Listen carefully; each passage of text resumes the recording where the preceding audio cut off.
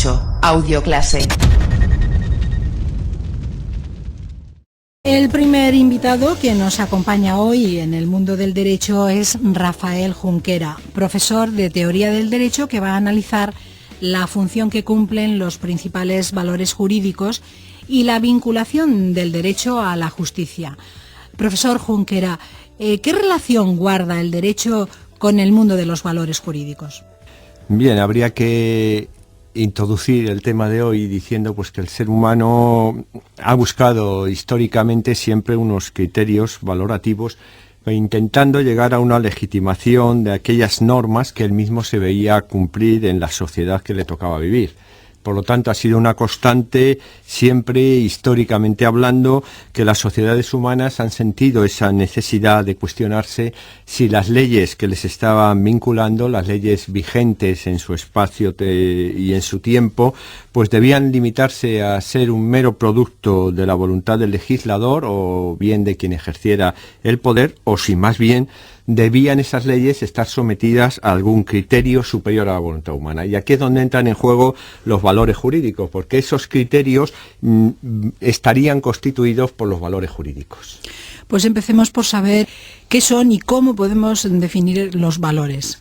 Bueno, simplificando mucho esa definición de valor, podríamos decir que un juicio de valor es una reflexión valorativa del hecho o del acontecimiento. Mientras el hecho es simplemente una pura descripción de lo que está ocurriendo, el valor significa una calificación del hecho.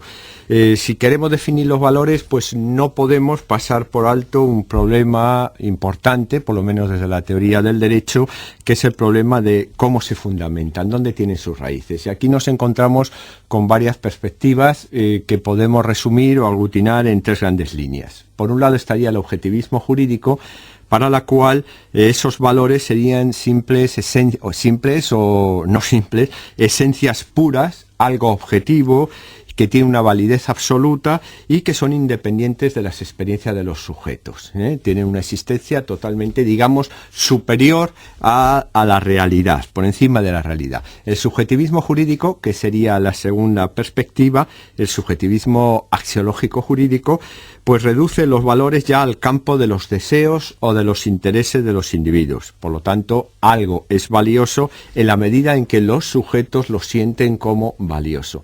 Y luego podríamos encontrar una perspectiva intermedia, una corriente intermedia entre estas dos alternativas, que precisamente la defiende un profesor español, Pérez Luño, en que propugna el intersubjetivismo axiológico, que vendría a ser pues concebir los valores como unas categorías comunicables y que se pueden, precisamente son comunicables porque entran dentro del consenso entre los sujetos, se puede llegar a un acuerdo sobre ellos.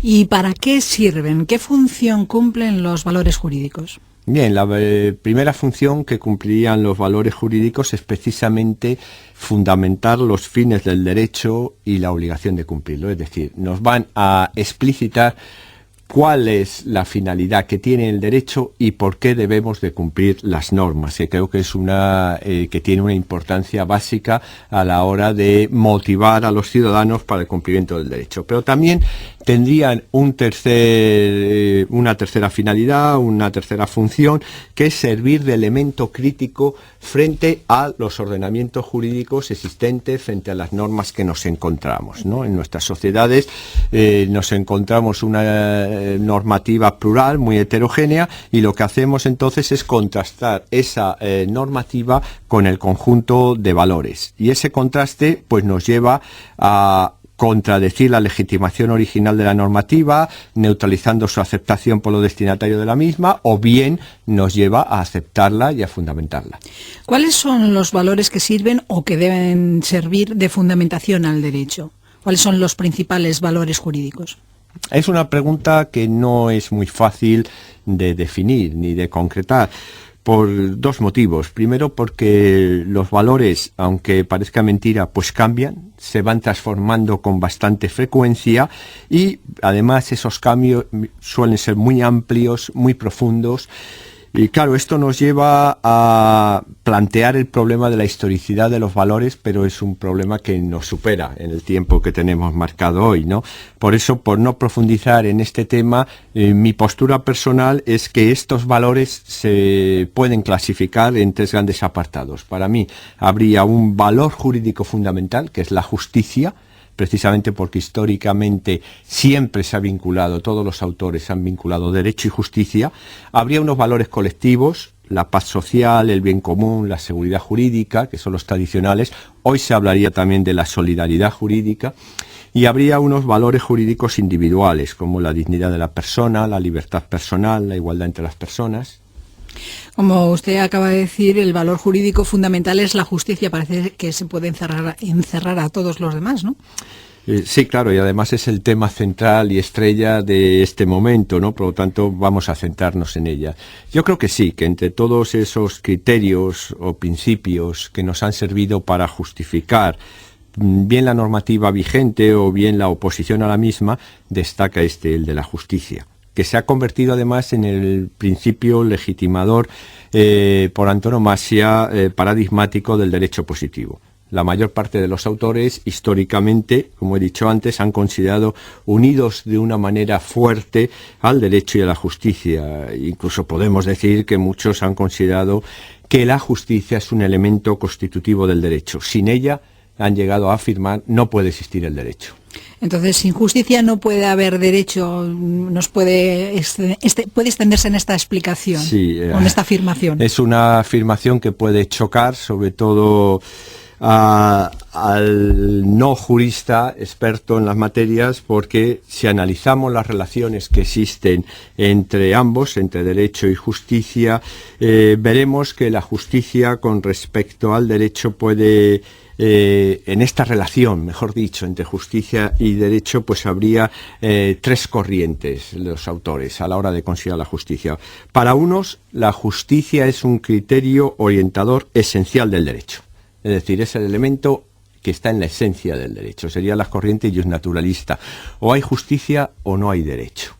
Por lo tanto, aquel derecho o aquella ley que no sea justa, como dirán algunos de los autores tradicionales, no es ley, o otros dirán es corrupción de ley, porque es una contradicción derecho y sin justicia. Para otros autores, bien, la justicia no es un elemento esencial del derecho. Lo esencial del derecho es que esté positivada la norma, que exista una norma escrita, positivada, dada por el Estado, nos podrá gustar, nos podrá disgustar, será justa, injusta, pero eso es derecho. Por lo tanto, no sería un elemento del derecho. Y hay otra tercera corriente más moderada en que la justicia sería un valor fundamental, pero no esencial. Es un valor importante o importantísimo. El derecho debe de tender a conseguir la justicia. Ahora bien, hay que ser prácticos y comprobar que muchas veces no se cumple esto, pero siempre el derecho debe de perseguir esa justicia. Claro, las tres coinciden, como estamos viendo, en que relacionan de una forma o de otra, aunque sea de manera negativa, el derecho con la justicia. Entonces, ¿existe el derecho injusto? Buena pregunta. Claro que existe. Por la propia experiencia nos damos cuenta de ello y se puede constatar continuamente.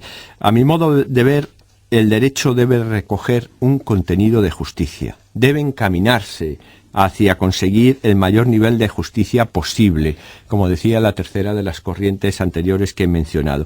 Pero claro, es una realidad que no lo consigue siempre y no lo consigue de una manera total, porque hay que ser también prácticos y afirmar que no es posible reflejar en un ordenamiento positivo normal, corriente, reflejar el ideal absoluto de justicia. Entonces, ¿cómo podemos saber que un ordenamiento determinado es justo o injusto? Esta ha sido otra de las preocupaciones constantes entre la doctrina, entre todos los autores, y que la podríamos formular preguntándonos o haciéndonos otra cuestión. ¿Se puede llegar a un conocimiento racional del contenido de justicia? Claro, aquí nos encontramos con todas las corrientes que consideran o se han planteado si es posible conocer o no los valores. Que en concreto pues también podemos aglutinar en dos grandes tendencias, los no cognoscitivistas y los cognoscitivistas. Los primeros defienden la imposibilidad de que es posible demostrar científicamente y por lo tanto de fundamentar racionalmente cualquier valor. La justicia es un valor, por lo tanto ni se puede conocer ni se puede fundamentar.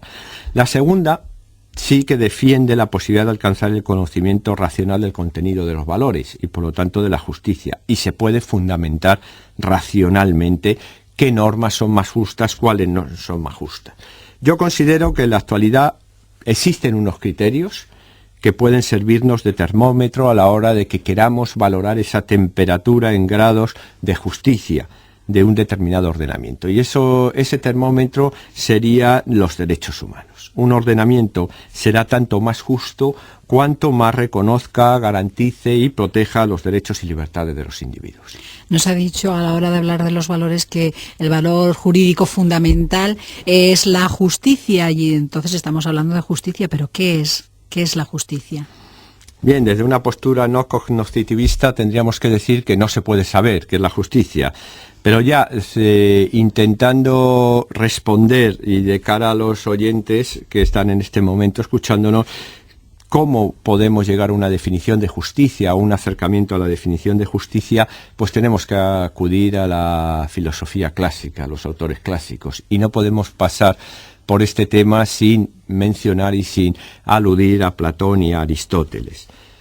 Para el primero, para Platón, ya este autor adelanta, y este es un trabajo hecho y una visión que tiene el profesor español Pérez Luño, las visiones que se van a dar históricamente sobre la justicia.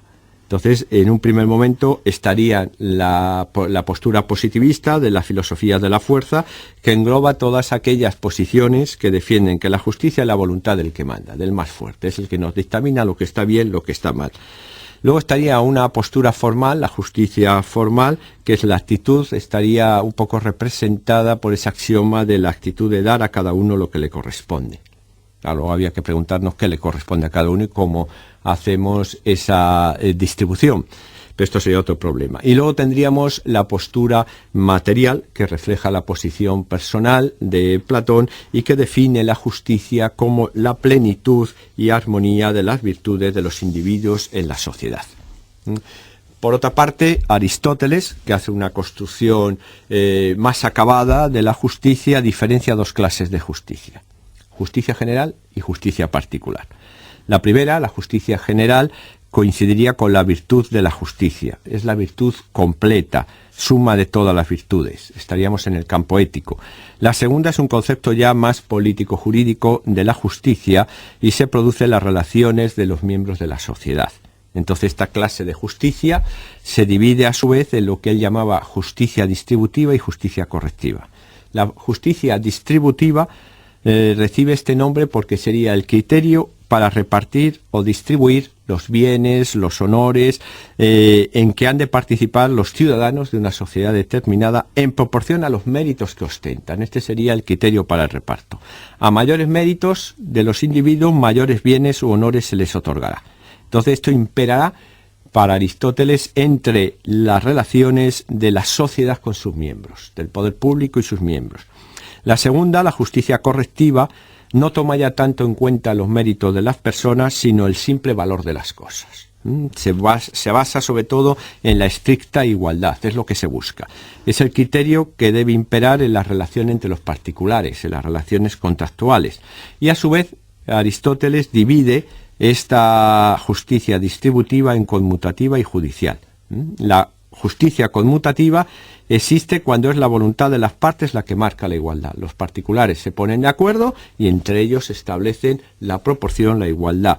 Requiere, por lo tanto, que exista una equiparación, una igualdad entre lo que se da, la prestación, y lo que se recibe, la contraprestación. Es la típica que rige las relaciones contractuales, por ejemplo. Y luego estaría la justicia también judicial, que aparece cuando es el juez el que impone esa igualdad. Ya no son los particulares por su propia voluntad, sino que es el juez. Y por lo tanto, esta es la que se aplica cuando hay una violación de las normas, una violación de los acuerdos. Por lo tanto, exige que haya una paridad entre el daño ocasionado y la reparación del mismo. El mismo Aristóteles también establece una nueva distinción entre lo justo natural y lo justo legal. Lo justo natural es aquello que va a ser considerado como justo en cualquier lugar y en cualquier cultura con independencia de la voluntad de los hombres. Lo justo legal depende de lo establecido por cada ley. Es totalmente variable. Ahora bien, eso que denominamos justo legal debe ser enderezado, según el mismo Aristóteles, por la equidad, puesto que, como él decía, toda ley que es general es deficiente cuando se aplica a un caso que es particular, que tiene unas concreciones, que tiene unas características específicas y por lo tanto va a presentar unas peculiaridades que no pueden ser previstas en la norma general. Bien, pues estas serían las concepciones clásicas de la justicia que han dominado por encima de las características de cada época y que además nos han servido como base de diversas teorías sobre la justicia. Y ya para finalizar, profesor Junquera, ¿cómo diseñaría un ordenamiento jurídico justo? Esta sería la pregunta del millón. Puede suponer que esta respuesta no es nada fácil, es más, diríamos que es una pregunta sin respuesta. Pero bien, llegados a este extremo de mi intervención y para poner punto final al programa y en atención a los oyentes, en este momento voy a dar mi idea, que sería una idea aproximada, ¿no? Pues creo que si fuéramos capaces, como ya he adelantado antes, de organizar y estructurar nuestras sociedades a través de un ordenamiento que vaya a garantizar y asegurar, junto con los derechos humanos, la paz, la democracia, la tolerancia, pues estaríamos en el buen camino y estaríamos en la construcción de un derecho que podríamos empezar a llamar justo. Pues estos minutos los hemos dedicado a conocer estos valores jurídicos y fundamental en la justicia y la vinculación que tiene pues tanto el derecho con la justicia, con el profesor Rafael Junquera de Teoría del Derecho. Muchísimas gracias. Muchas gracias y bueno.